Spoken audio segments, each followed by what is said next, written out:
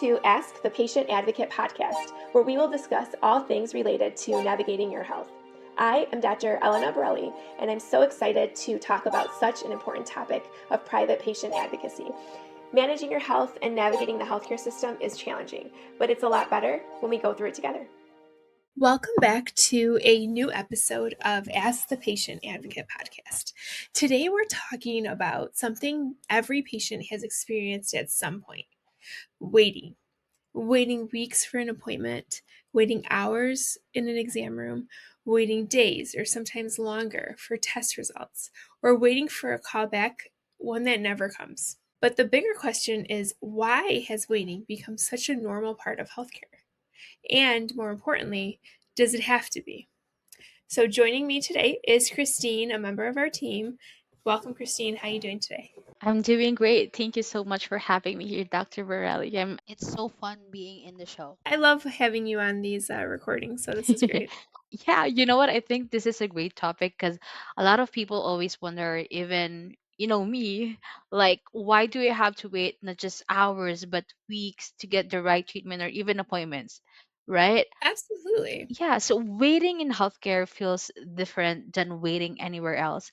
Why does waiting feel so different in healthcare? Well, because it's not just time we're waiting on, it's answers. And in healthcare, waiting carries emotional weight as well. Patients aren't just waiting for their name to be called, they're waiting for reassurance, relief, a diagnosis, sometimes life altering news. And when that waiting happens without communication, it can feel dismissive, like their fear, their symptoms, or their time doesn't matter. And that's not a good feeling for anybody. For individuals with trauma histories, anxiety, or cognitive vulnerability, which honestly sums up more people than you would think, prolonged waiting time without updates can even feel unsafe. It's not just inconvenient, it becomes emotional. I got you. Yes. So let's talk about more about the system itself. Why do you think these days delays are so common? So, I think delays are rarely caused by one single issue. Healthcare is under enormous strain, and it comes from multiple different areas. There are overbooked schedules designed to offset no shows, chronic staffing shortages, especially among nurses and support staff, administrative burdens like documentation or insurance requirements. Inefficient workflows. I think that's huge, and of course, emergencies that must be prioritized. These realities explain delays, but they don't erase the patient experience. And understanding why, the why specifically, doesn't make sitting alone in an exam room for 45 minutes feel any less distressing. Absolutely right. You mentioned something powerful that sometimes it's not the delay itself, but the silence around it. Can you expand on that? Absolutely. So, a delay explained is very different from a delay ignored. So, most patients understand that emergencies happen, right?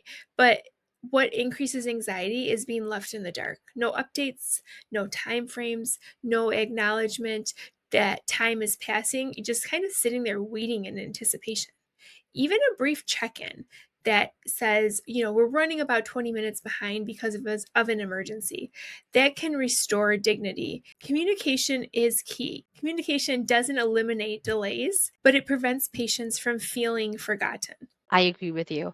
At what point does waiting move beyond frustration, and become something more serious? I say when time sensitive conditions are involved, and this happens often: infectious processes, pain escalates, neurological or cardiac symptoms that can evolve, mental health crises can deepen, dealing with cancer, something like that, those are all very time sensitive conditions. From behind the scenes, there may be issues happening, but from the patient's perspective, that urgency is invisible. When someone says someone will be in shortly without explanation and time keeps passing, that message received isn't comforting at all. It's dismissal. And dismissal carries consequences. Patients begin to question their symptoms. They hesitate to speak up. They even leave before being seen. That's when waiting becomes more of an inconvenience it becomes a patient safety issue. That's totally right. You also talk about, trust, which is a big word, you know, but Yes. how does waiting affect the patient provider relationship? Trust is built in vulnerable moments, and often patients are most vulnerable when they're waiting, uncertain, anxious, exposed. When waiting is poorly managed or dismissive, it affects trust naturally. And so patients become less likely to engage fully, less likely to disclose concerns, or return for follow up care. Healthcare isn't just about clinical decisions, it's relational. And those relationships are shaped in these small, often overlooked moments that are so important. That's totally right. So, what do patients really want? Do you think they are asking for perfection? No, I don't. I think that most patients understand that healthcare is complex. They're not asking for perfection, they're asking for transparency, respect, communication, acknowledgement that their time and symptoms actually matter. Patients should not have to advocate aggressively just to be seen or heard. I love that. So, what small changes could actually make a meaningful difference? I mean, there's so many things. Where do we start? Yeah, and you know what? And I think this is where patient advocacy comes in, right? Yes, private patient advocacy. So, an experienced private patient advocate helps bridge communication gaps. We ensure that concerns are heard, time sensitive issues are clearly conveyed, and patients don't feel alone navigating these delays. At Pathway Patient Advocates, we can help reduce misconceptions, support our clients in speaking up confidently, and keep care moving forward when the system feels stalled.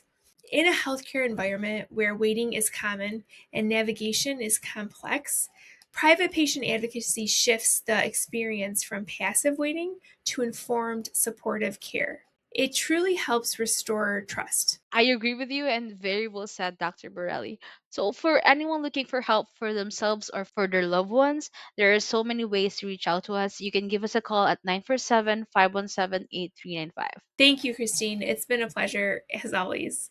I hope this conversation helps our listeners feel more confident as they navigate their healthcare journeys. Have a great day. If you have a question for Ask the Patient Advocate, email advocate@pathwaypa.com. Managing your health and navigating the healthcare system is challenging, but it's a lot better when we go through it together.